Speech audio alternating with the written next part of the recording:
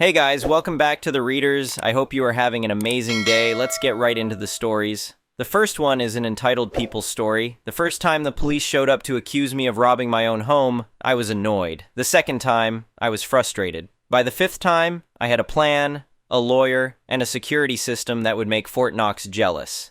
This is the story of how my entitled former homeowner learned that while she may have lost the house, her actions were about to cost her a whole lot more. I should probably start from the beginning. I'm a freelance sound engineer in my early 30s, and after years of saving every penny, I finally had enough for a down payment on my first house. The property I found was perfect for my needs. A modest suburban home with a detached garage that had been converted into a professional-grade recording studio. The previous owner's ex-husband had been a musician and had spent a fortune soundproofing it and installing top-tier equipment that was included in the sale. The house was a foreclosure, which explained the great price, but I didn't think much about the circumstances until the final walkthrough. That's when I met her. The former owner, who I'll call OP's nemesis for this story. She was supposed to have vacated the property already, but when I arrived with my realtor, we found her standing in the empty studio space, running her hands along the acoustic panels on the walls. My realtor seemed uncomfortable and asked if she needed more time to gather her belongings. She turned to us with this strange look in her eyes and said something about how the acoustics in the room were very delicate, and it would be a shame if someone who didn't appreciate it just ruined everything.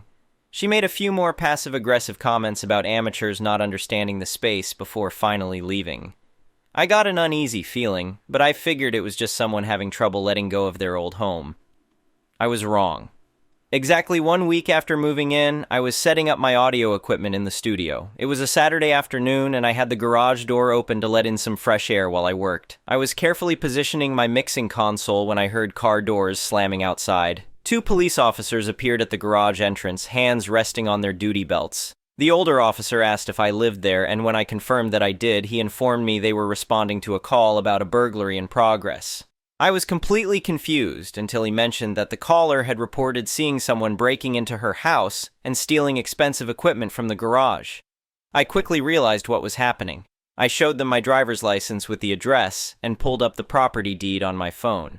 The officers were professional about it and apologized for the confusion.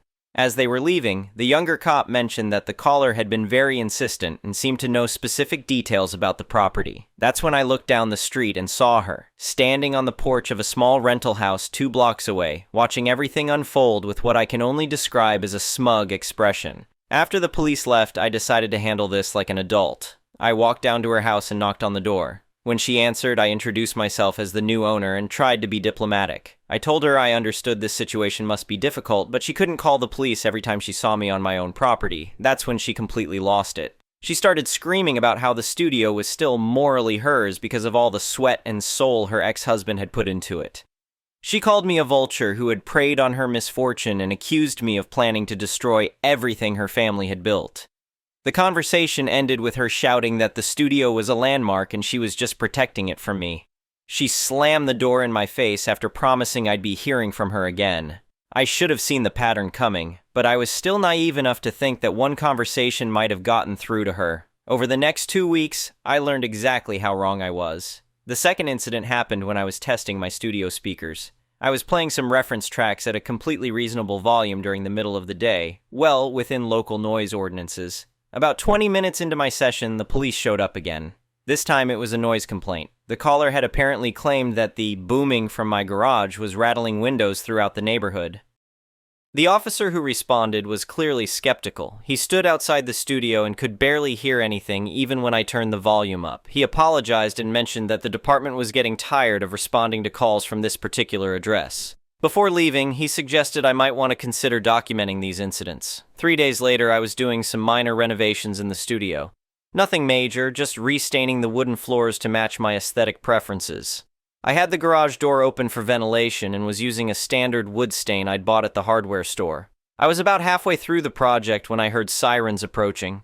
This time it wasn't just police. A fire truck pulled up, followed by what looked like a hazmat response vehicle. The fire captain approached and informed me they were responding to reports of illegal dumping of hazardous materials and dangerous chemical odors. I showed them the can of wood stain and explained what I was doing. The captain looked at the perfectly normal household product, shook his head, and muttered something about people wasting emergency resources. As they were leaving, the captain mentioned that whoever was making these calls was going to face serious consequences if it continued. He said false emergency reports were taken very seriously, especially when they involved mobilizing multiple response units. But she wasn't done. The incident that really pushed me over the edge happened about a week later. I had a client coming in to record a demo, a local musician who needed some tracks mixed for an upcoming audition. It was a perfectly legitimate business transaction, and I had checked with the city to make sure my home studio was properly licensed for commercial use.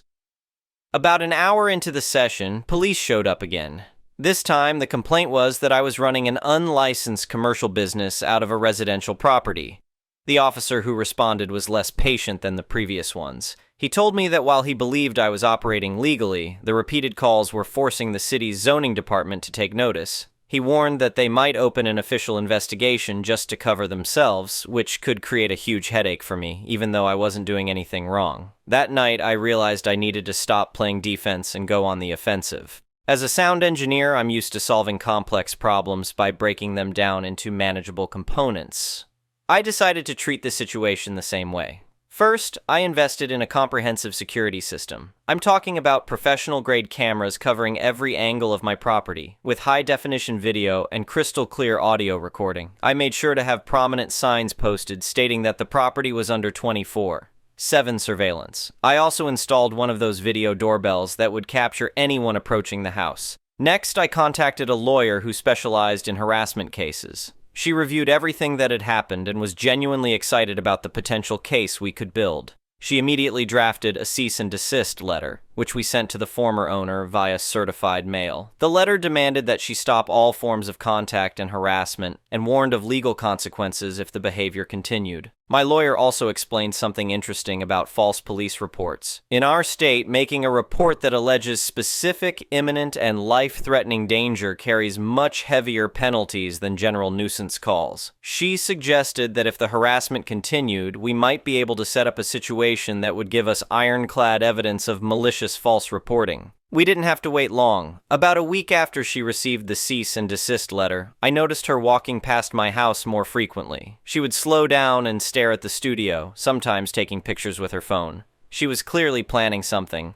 That's when my lawyer and I came up with what I now think of as our masterpiece. We knew she was watching the house obsessively, and we decided to give her something to watch. My lawyer confirmed that what we were planning was completely legal. Essentially, we were going to stage a theatrical performance on my own property to see how she would react. The plan was elegant in its simplicity. I had a friend who did voice work for local commercials, and we arranged for him to come over on a Saturday morning. Inside the completely soundproof studio, we staged what sounded like a heated argument. My friend shouted things about safety concerns and electrical problems, while I used my synthesizer to create some dramatic sound effects, electrical zapping noises, and a loud thump. The key element was a small fog machine I had bought for a Halloween party. These things produce completely harmless water vapor, but they look dramatic. We set it up near a ventilation fan that faced the street, and at the climax of our little performance, we sent a small puff of white smoke drifting out of the studio. From inside the soundproof garage, no one outside could hear anything we were doing, but someone watching from down the street would see what appeared to be smoke coming from the building where they had just heard shouting about electrical problems. The response was even more dramatic than we had hoped.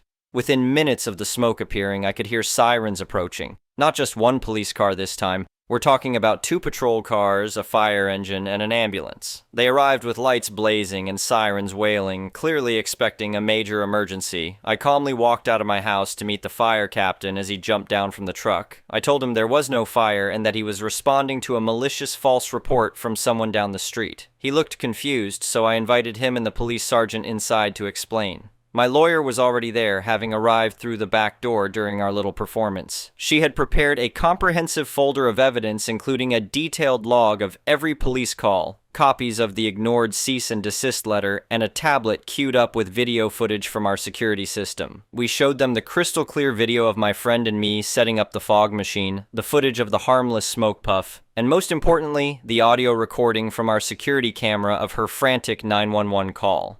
She had claimed there was an explosion, that she had seen a fireball, and that someone might be seriously injured. Every word was captured in high-definition audio. The final piece of evidence was the live feed from inside the studio, showing my friend and me sitting calmly with our coffee, surrounded by perfectly intact equipment and no signs of any emergency whatsoever. The fire captain and police sergeant were furious. The captain explained that mobilizing this kind of emergency response based on false information was not just illegal, it was dangerous. While they were responding to our fake emergency, real emergencies might be going unaddressed. The police sergeant added that filing false reports was a serious criminal offense, especially when it involved multiple emergency services. They marched down the street to her rental house with our evidence folder in hand. I watched from my porch as they knocked on her door and had what appeared to be a very intense conversation. Within 30 minutes, they were walking her to a patrol car in handcuffs. She was charged with filing false police reports and misuse of the 911 system. Given the scale of the emergency response she had triggered with her fabricated story, these were serious felony charges. The district attorney's office decided to make an example of her case, particularly because she had a documented pattern of false reports. The criminal case moved surprisingly quickly.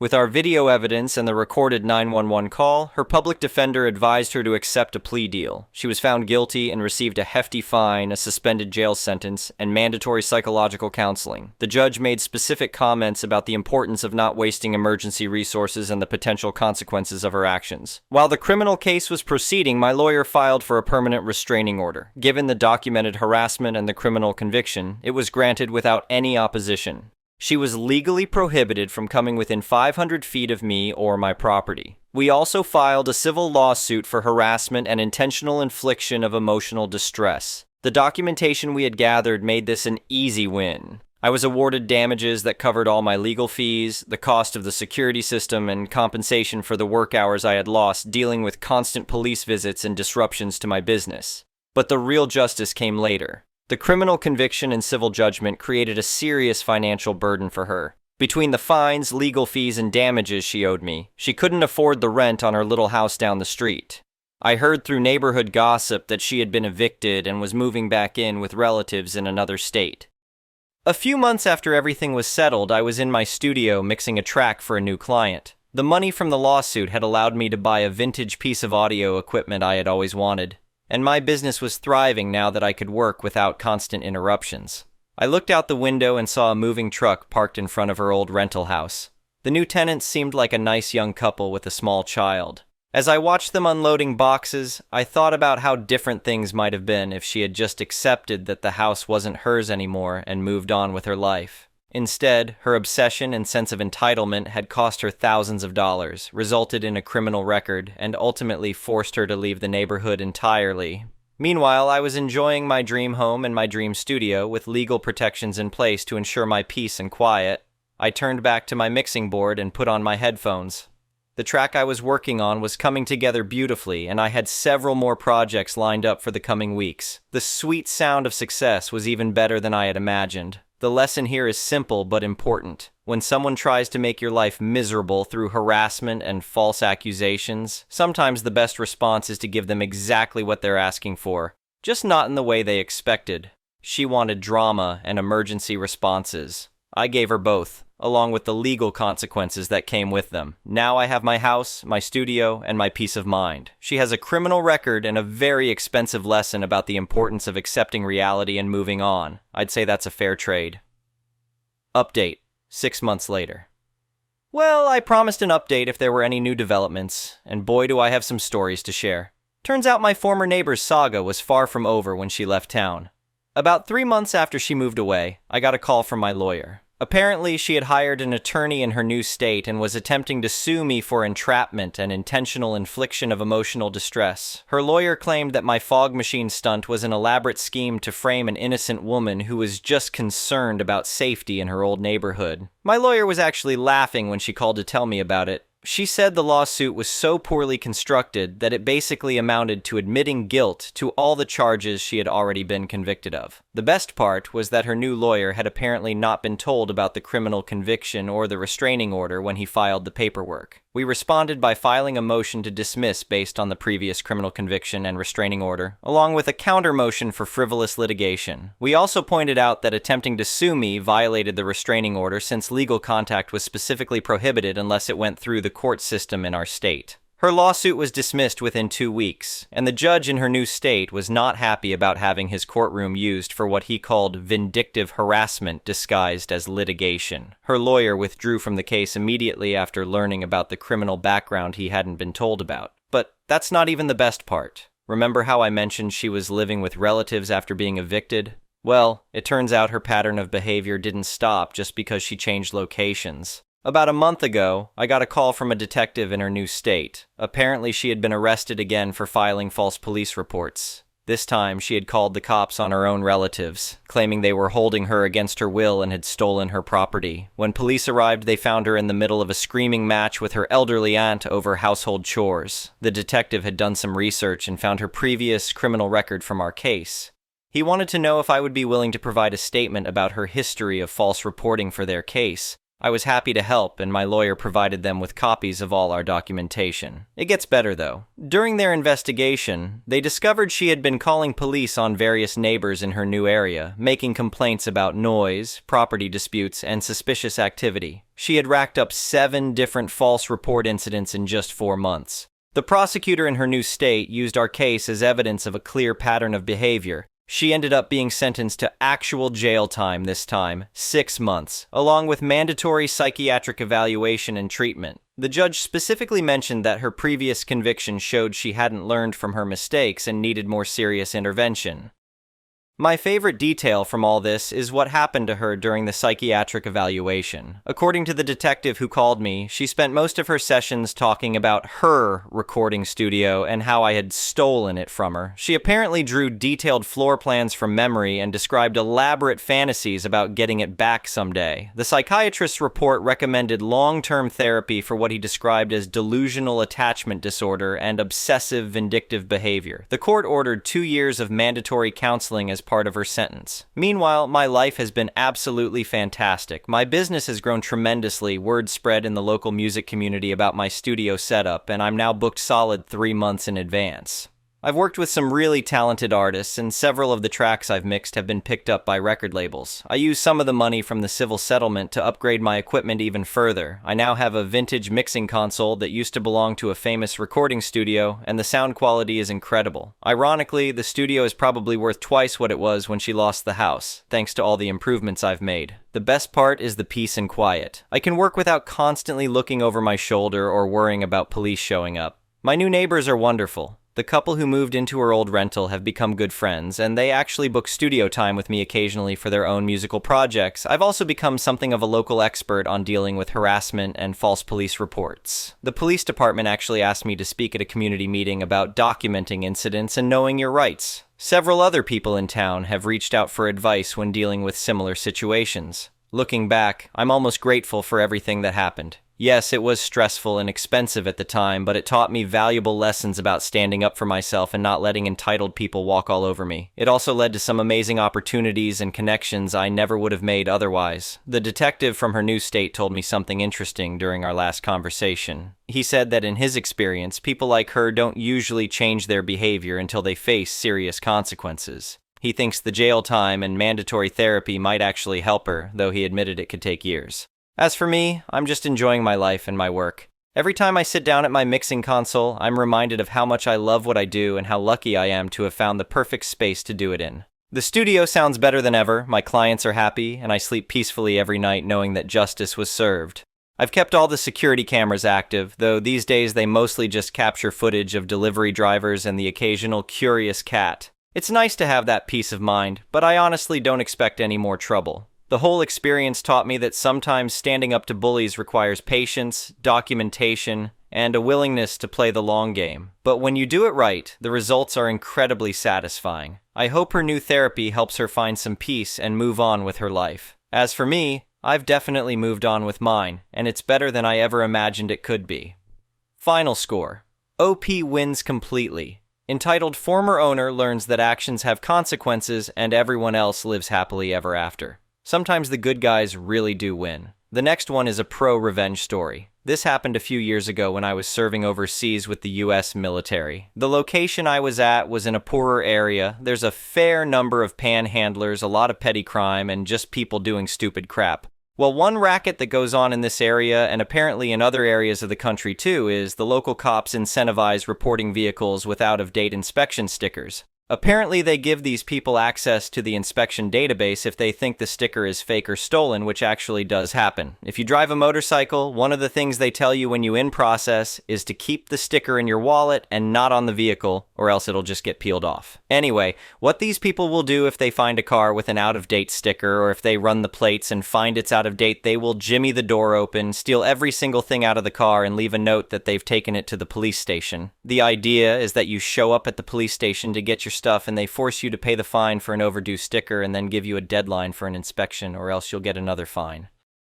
Well, I came out to my car one morning, and lo and behold, there was a note on my seat saying that all my stuff was at the local police station because my inspection sticker was fake and I had to go get it. No, not only am I late for work, my kid is also going to be late for school because there's no bus, and I have to drive her every morning on my way. Also, my inspection sticker is not out of date, so I have no idea what's going on. Now, here's the thing that was extremely problematic, was I had put my passport and my wife, kids in the glove box because I was taking them to the base to get some paperwork done, as well as grab some paperwork for my wife to apply for a new passport because hers was expired. I'm very forgetful, so I put them in the night before and made sure the car was locked. Yeah, dumb mistake.